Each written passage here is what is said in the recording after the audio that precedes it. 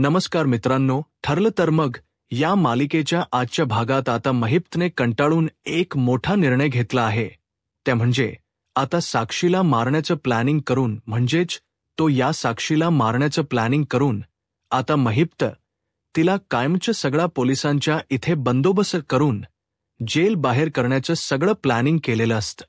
आणि त्याचप्रमाणे आता जेव्हा साक्षी महिप्तचा प्लॅन यशस्वी झाल्यामुळे जेलमधून जेव्हा बाहेर पडणार आहे तेव्हा मात्र कशा प्रकारे ती प्रियाच्या समोर जाऊन प्रियाला धमकवणार आहे, कारण आतापर्यंत प्रिया जेलमधून बाहेर आली त्यामुळे ती स्वतःला खूपच शहाणी समजत होती, परंतु आता तिला सेरा शवाशेर म्हणजेच आपली साक्षी ही रिटर्न आल्यामुळे आता तिची पूर्णतः वाट लागणार आहे. म्हणजेच आता साक्षी आल्याने पुन्हा प्रिया घाबरली आणि प्रियाला आता साक्षीने अगदी व्यवस्थितपणे धमकी देऊन मी तुझं जे हे सगळं सत्य आहे ना ते सगळ्यांसमोर आणणार आणि तू तन्वी नाही तर तू प्रिया आहेस आणि तू प्रिया नाही तर तू बबली आहेस, कारण तुझे आईवडील हे कोण आहेत हे सगळ्यांना आता मी सांगणार. आता नागराज महिप्त बरोबर साक्षी पण प्रियाची वाट लावण्यासाठी हजर झालेली आहे. त्यामुळे आता प्रियाची सगळ्या बाजूनेच कशी वाट लागणार आहे हे सगळे आपल्याला या भागात पाहायला मिळेल. त्यामुळे व्हिडिओ अगदी शेवटपर्यंत नक्कीच बघा. तर मित्रांनो, आतापर्यंत आपण मालिकेत पाहिलं होतं की महिप्तला सतत धमकी देणारी साक्षी म्हणजेच मला येथून बाहेर काढा नाही तर मी काहीतरी माझ्या जीवाच बरं वाईट करून घेईल असं म्हटल्यावर आता महिप्त ठरवतो की काही झालं तरीही माझ्या मुलीला मी आता बाहेर काढणार, म्हणजे या दिवाळीच्या अगोदर तरी मला लेकीला बाहेर काढलंच पाहिजे असा आता त्याच्या डोक्यामध्ये विचार सुरू असतो. आणि त्यासाठीच तो ठरवतो की आपण एक बाई आहे, म्हणजे ती बाई खूपच गुन्हेगारी क्षेत्रातली असते. त्या बाईला तो सांगतो की तू माझ्या मुलीचा खून कर, म्हणजेच असं नाटक करायचं आणि खरं तर एका मुलीचा खूनच करायला सांगतात, म्हणजेच साक्षीऐवजी दुसरीचा खून करून तिला म्हणजे साक्षी मेली असं दाखवतच महिप्तला हे सगळं खरं तर पोलिसांच्या मदतीने कारस्थान रचून आणायचं असतं. त्यामुळे त्या रात्री आता किती काही झालं तरीही तो मुर्दा पडलाच पाहिजे हे महिप्तने त्या बाईला पैसे देऊन सांगितलेलं असतं. जर तू तो मुर्दा पाडलास तर समजा तुला पुढचे पैसे मिळालेलेच. त्यामुळे आता ती बाई पूर्णपणे म्हणते की साहेब हे बघा, तुम्हाला मी तुमचे पुढचे पैसे देणारच आहे असं म्हणून आता हे सगळं झाल्यावर पोलीसमध्ये म्हणजेच हॉस्पिटलमध्ये वगैरे सगळं काही महिप्तने मॅनेज करून ठेवलेलं असतं. आता त्या रात्री जेव्हा साक्षीवरती हल्ला होणार असतो त्यावेळेला सगळी सेटिंग लावून ठेवलेली असते, म्हणजेच साक्षीऐवजी दुसऱ्या मुलीवरती हल्ला चढवला जाणार असतो. साक्षीला अगदी व्यवस्थितपणे महिप्त सांगतो की हे बघ साक्षी, तुला हे सगळं करावं लागणार आहे आणि ऐन वेळेला तुला पटकन मागच्या बाजूने निघायचे जे हवालदार आहेत ते तुला मदत करतील. मी सगळं काही मॅनेज करून ठेवले, फक्त तुला मागच्या बाजूने तो खून होईल तेव्हा पळायचंय आणि तिच्या जागी म्हणजेच त्या मुलीच्या जागी तुझ्या जागी ती मुलगी असेल आणि तिने तुझ्यासारखी साडी वगैरे नेसलेली असेल ही जेलची. त्यामुळे याच पेहरावात तिला हॉस्पिटलमध्ये दाखल केलं जाईल आणि ती साक्षी शिखरे म्हणून मेली जाईल. असं सगळा प्लॅनिंग आता महिप्तचा असतो आणि त्यामुळेच महिप्त म्हणतो की तू त्यावेळेला पूर्णपणे रेडी राहा. आता तेच घडतं. ती बाई असते जिला पैसे दिलेले असतात. आता त्या बाईला म्हणजेच त्या रेखाला जिला पैसे दिलेले असतात ती पूर्ण तीच काम बरोबर करते, म्हणजेच ती बरोबर त्या मुलीचा जीव घेते आणि ती बिचारी एक मुलगी तिचा जीव घेतला जातो आणि ती तिथल्या तिथेच मृत्युपकी पडते. आणि तेव्हा ती रक्तबंबाळ झाल्यामुळे सगळीकडे अगदी आरडाओरडा व्हायला लागतात. पोलीस इकडे तिकडे धावा व्हायला लागतात की साक्षी शिखरेचा खून झाला, म्हणजेच साक्षीच्या लॉकअपमध्ये ती बाई असते. त्यामुळे आता आजूबाजूला पोलिसांचा पूर्णपणे इकडे तिकडे हल्लाबोल होऊ लागतो की नक्की काय झालं, कोणामुळे झालं. तेव्हा मग जिच्यावर जिने हल्ला केलेला असतो ती पण जेलमधून पळून जाते आणि साक्षी पण पळून जाते. त्यामुळे आता हे सगळं होत असताना खरं तर साक्षी ही मागच्या बाजूला पळून जायला तिला पोलीस मदत करत असतात. साक्षी ही फक्त वाट बघत असते की एका इशाऱ्याची आता हवालदार तिला इशारा करायला लागतात की मागच्या बाजूने पळून जायचं. तेव्हा आता साक्षीला पळून जात असताना सततच आठवत असतं ते म्हणजे त्या प्रियाचं टोचून बोलणं. कारण कशा प्रकारे प्रिया जेलमधून सुटल्यानंतर तिला टोचून बोललेली होती आणि तिला कसं तिने हरास केलेलं होतं ते सगळं आता साक्षीला आठवतं. साक्षी फक्त आता प्रियाचा बदला घेण्याचा मेन हेतू डोक्यात ठेवून बाहेर पडलेली असते. आता ती बाहेर पडल्या तिला महिप्त सांगतो की बरं केलंस हे बघ, आता इथून तुला पळायला मी मदत करतो. तो पटकन आता तिला स्वतःच्या गाडीत बसवतो आणि साक्षीला आपल्या घरी सोडतो आणि पुन्हा एकदा पोलीस स्टेशनमध्ये येतो. कारण जर माझ्या मुलीवर हल्ला झालाय तर मी तिथे उपस्थित असायला व कोणालाही डाऊट येता नाही. म्हणूनच आता महिप्त हा हे सगळं प्लॅनिंग करून असतो. त्यावेळेला मग आता प्लॅनिंग करत असताना महिप्त हा निघालेला असतो आणि त्यावेळेला महिप्त निघालेला असताना साक्षीला म्हणतो की तू आता इथे व्यवस्थित राहा, सगळं काही नीट असेल. परंतु इथे आता महिप्त हॉस्पिटलमध्ये पोहोचतो आणि मुद्दामच मुलगी गेल्याचा शोक करत असतो जेणेकरून कोणालाही काही डाऊट येऊ नये की साक्षी खरंच गेली नाहीये. तर इथे मात्र प्रियाला काही याची कल्पना देखील नसते की तिचा काळ जवळ आलाय. कारण की साक्षी पण जर सुटली तर मात्र तिची पूर्णतः वाट लागली हे तिला अगदी चांगल्या आल्यापणेच माहीत असतं आणि त्यामुळेच किती काही झालं तरीही आता प्रिया ही अगदी गाफील असते आणि घरात ती पुन्हा एकदा अगदी व्यवस्थितपणे वावरत असते. कारण तिला माहीत असतं किती काही झालं तरीही कोणी मला काही बोलू शकणार नाहीये. सगळं काही माझ्या बाजूने आहे, अश्विन माझ्या बाजूने आहे आणि म्हणून ती माझतच असते. म्हणजे सायलीचे आई वडील आहेत अशा प्रकारे ती त्यांना खरंतर वावरवत असते.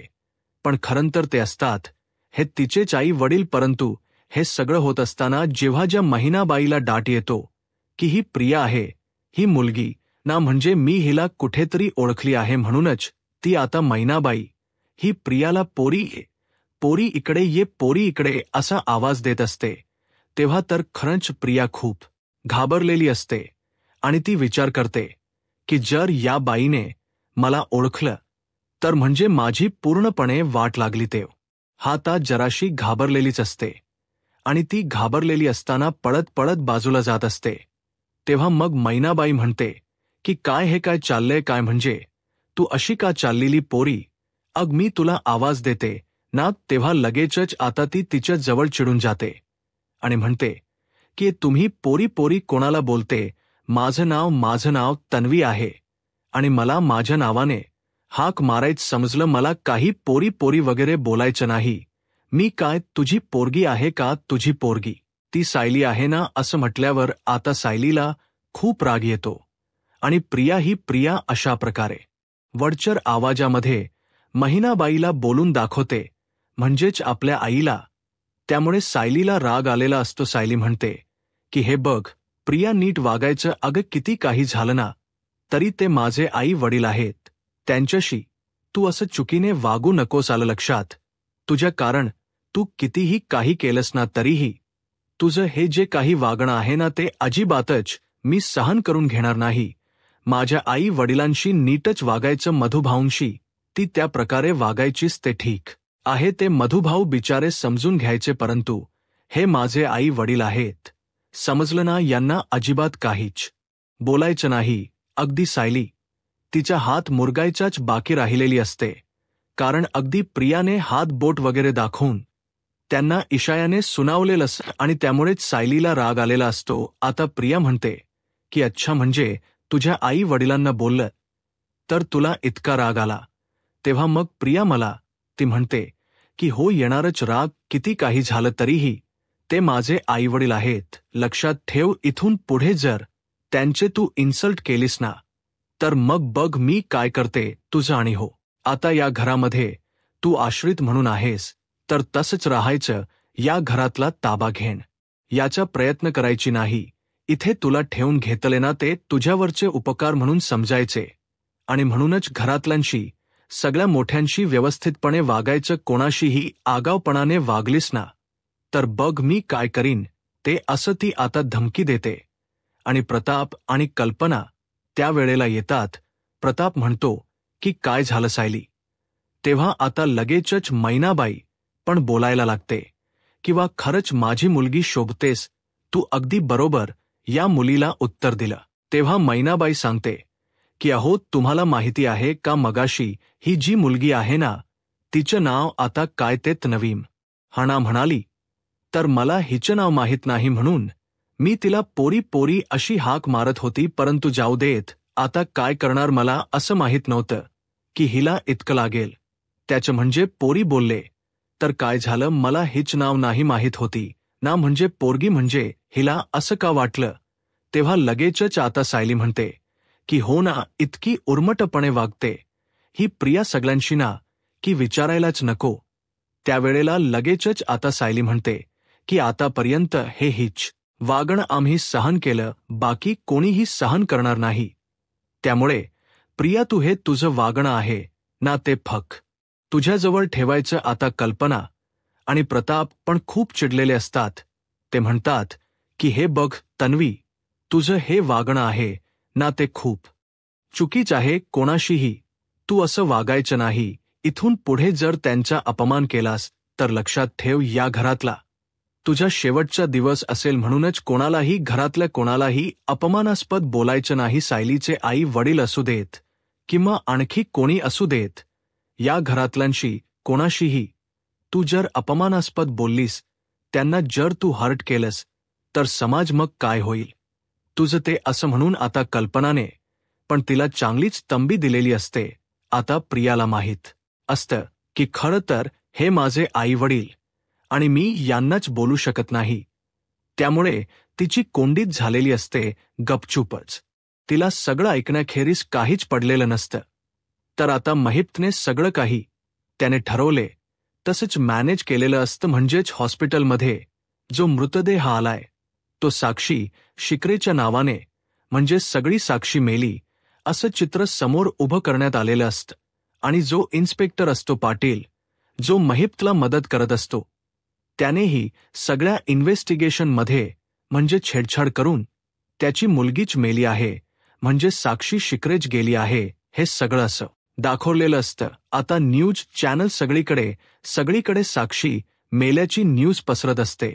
म्हणजे साक्षी शिखरे हिच्या जेलमध्येच दुर्दैवी मृत्यू, तिचा खून करण्यात आला अशी बातमी सगळीकडे पसरवण्यासाठी आता महिप्तने सगळ्या चॅनेल्सला वगैरे सगळीकडे पैसे वाटलेले असतात. आणि तो पूर्णपणे मोकळा झालेला असतो. तो म्हणतो की आता किती काही झालं तरीही माझी मुलगी ही बाहेर येणं हे माझ्यासाठी जरा जास्तच महत्त्वाचं होतं.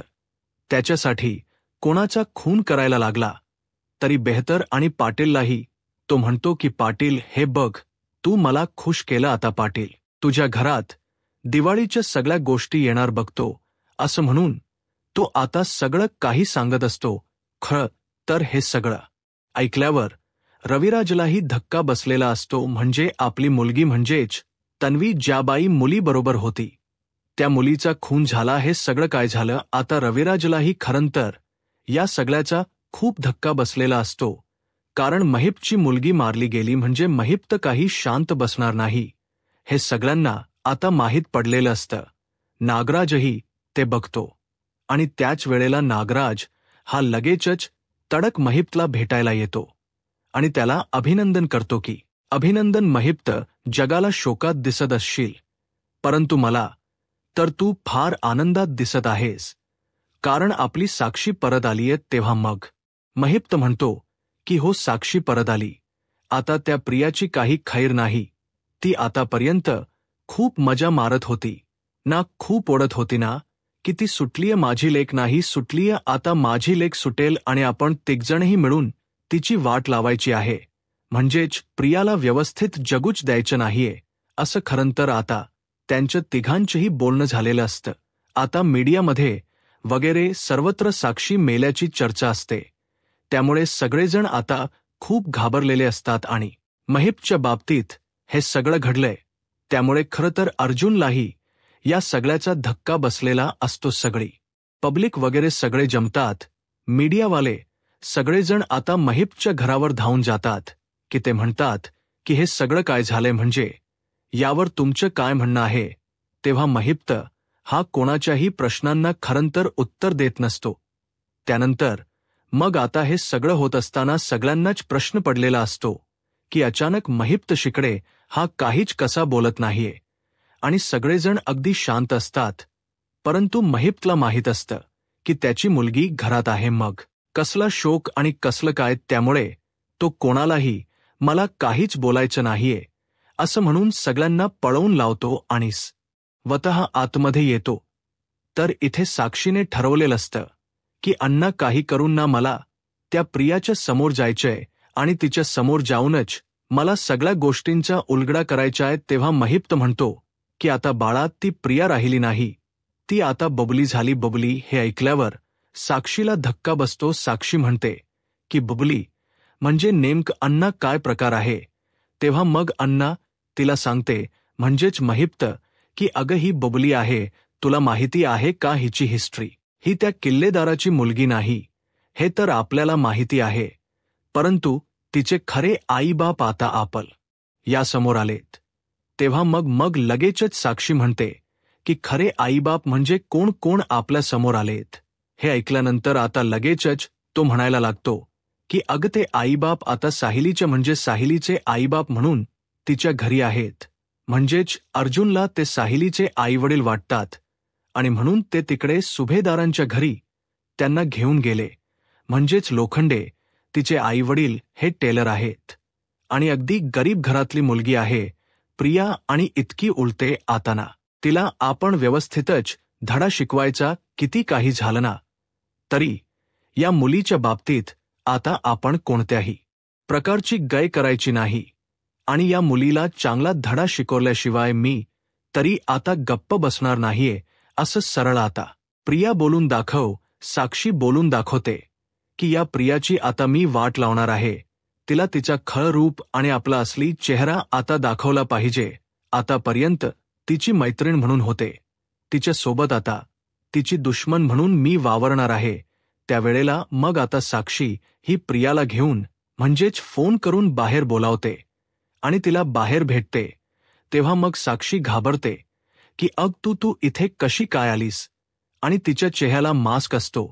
तेव्हा ती म्हणते की कशी काय आले, म्हणजे कशी काय आली, म्हणजे तेव्हा खरंतर प्रिया घाबरलेली असते, कारण साक्षीचा खून झाला अशी सगळीकडे बातमी पसरलेली असताना अचानक साक्षी समोर कशी, हा प्रश्न तिला पडलेला असतो.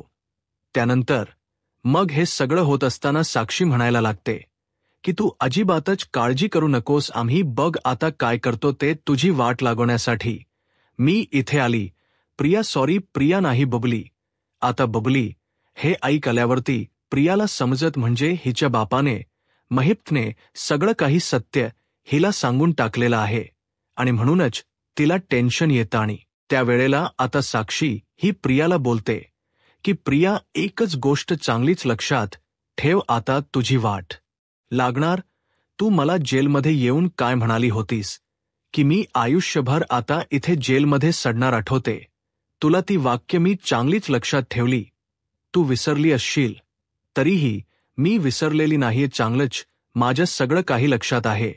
तू हे जे काही बोलतेस ना ते पूर्णपणे लक्षात ठेव. तू मला म्हणालीस की तू मला कधीही सुटू देणार नाहीस, बरोबर ना, पण आता मी तुझी वाट लावणार आहे. तुला मी या सगळ्यातून लवकरच सोडवणार आहे आणि जसं तू मला जेलमध्ये पाठवलस ना तसं मीही तुला जेलमध्ये पाठवणारच आहे. तेव्हा मग खरं तर प्रियाला प्रश्न पडलेला असतो की अगं सगळीकडे तर बातमी आहे की तू मेली आहेस म्हणून. तेव्हा साक्षी म्हणते की हे सगळं आम्ही मॅनेज केले, जसं तू मॅनेज करू शकतेस बाहेर येण तस आम्ही पण मॅनेज करू शकतो आणि तुझ्यापेक्षा वरचढ पातळीवर करू शकतो. त्यामुळे कितीही काही झालं ना तरीही आता तू बघ, मी तुझ्या घरी येणार आणि तू तन्वी नसल्याचा खुलासा सगळ्यांसमोर होणार, म्हणजे होणार. जरी मी येऊ शकली नाही ना तरीही कोणाच्या ना कोणाच्या मार्फत मी तुझी पूर्णपणे वाट लावणार. म्हणजे लावणारच, कारण इतक्या सगळ्या गोष्टी तू आमच्या बाबतीत घडवून आणल्यास आता मी आणि माझे बाबा म्हणजेच माझे अण्णा ह्यांचं टार्गेट, सगळ्यात पहिलं टार्गेट म्हणजे तो अर्जुन नाही तर तू आहेस. कारण आतापर्यंत ज्या मुलीला आम्ही पैसे देत होतो, जिची मदत करत होतो ना, तीच मुलगी आमच्या जीवावर उलटली. आता तिची आम्ही वाट लावल्याशिवाय आता शांत बसणार नाही. आणि तुझा काळ आता जवळ आलाय प्रिया, कारण तुझं सगळं सत्य सगळ्यांसमोर येणार आहे. ते सायलीचे नाही तर तुझे आईवडील आहेत, आणि तू तन्वी नाहीस तर बुबली आहेस. हे सगळं सत्य मी आता सगळ्यांसमोर आणणार, म्हणजे आणणारच. असं म्हटल्यावर आता इथे प्रिया ही चांगलीच तिची मंथरणी करू लागते की असं नको करू साक्षी, अगं मी तुझी मैत्रीण आहे की नाही, असं करू नको. त्यावेळेला साक्षी म्हणते की का, जेव्हा तू माझ्या विरोधात कोर्टात बोललीस तेव्हा नाही, कुठे गेली मैत्री? जेव्हा जेलमध्ये माझ्या विरोधात बोलत होतीस तेव्हा कुठे गेली मैत्री? जेव्हा सुटल्यावर माझ्याकडे आली होतीस तेव्हा कुठे गेली होती तुझी मैत्री? मग आता लक्षात ठेव, मैत्री गेली खड्ड्यात. आता मी तुझी कशी वाट लावते ना, तेच बघ. आता साक्षीने पूर्णपणे विळा उचललेला असतो महिप्त साक्षी.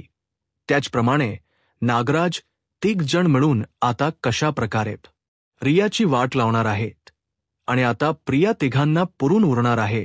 आता पुढे काय होईल हे पाहायला आत्ताच माझा महाराष्ट्र या यूट्यूब चॅनलला सबस्क्राईब करा. धन्यवाद.